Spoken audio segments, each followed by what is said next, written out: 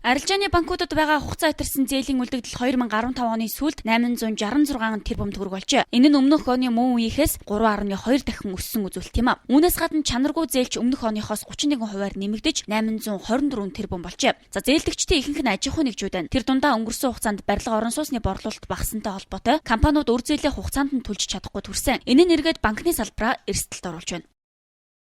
Энэхүү нийт хугацаа хэтэрсэн зээлд эзэлж байгаа бол энийг бол манай дээр бол ирсэн мэдээгээр бол бид нар хувийн байгууллага иргэд гэж ангилж хэлэх боломжтой.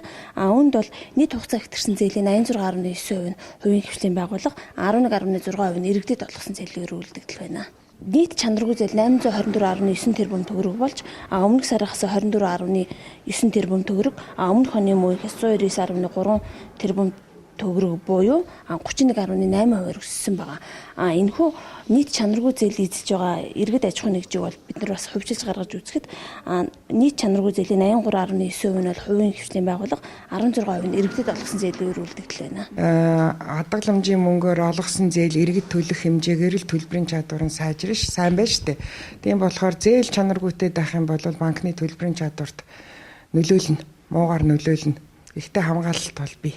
Чанаргүй зээлэнд нэлээд их хувь эзэлж байгаа нь барилгын салбарын зээл байж байгаа. Одоо барилгын салбар ямар байгаа вэ? Тийм ээ. Тэгэхээр барилга авах гээд авцсан зээл орон сууц харагдахгүй байгаа үед буцаагаад нөгөө төлөгдөх магадлал багасаад байна. Уул уурхаад өгсөн зээлүүд бас одоо нэлээд чанаргүй зээлэнд их хувь эзэлж байгаа. Зөвхөн барилгын салбарч гэлтгүй зээлээр хөрөнгөийнхөө их өсрийг босгосон ихэнх аж ахуй нэгжүүд төлбөрийн чадваргүй болсон учраас дээрх үзүүлэлт нэмэгдсэн гэдгийг эдийн засагчид онцолж байна. За энэ нь эдийн засгийн хямралтай шууд холбоотой. Хямрал мэдээж хэд хэдэн хүчин зүйлээс шалтгаална. Дэлхийн зах зээл дээр уулуурхаан бүтээгдэхүүний үн буурсан ч нөлөө үзүүлсэн. За гэхдээ хамгийн том хүчин зүйл нь улс төрийн тогтворгүй байдал гэдгийг онцоллоо.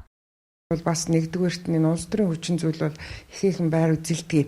Тэгэхээр улс төр эдийн засаг яагаад муудчихваа гэхээр зэрэг эхлээд бодлогоо ер нь зөв тавьж чадсангүй, бодлого нь одоо зөгцсөнгүй гэдэг дээр улс төрийнхний одоо оролцоо ороод ирдэг.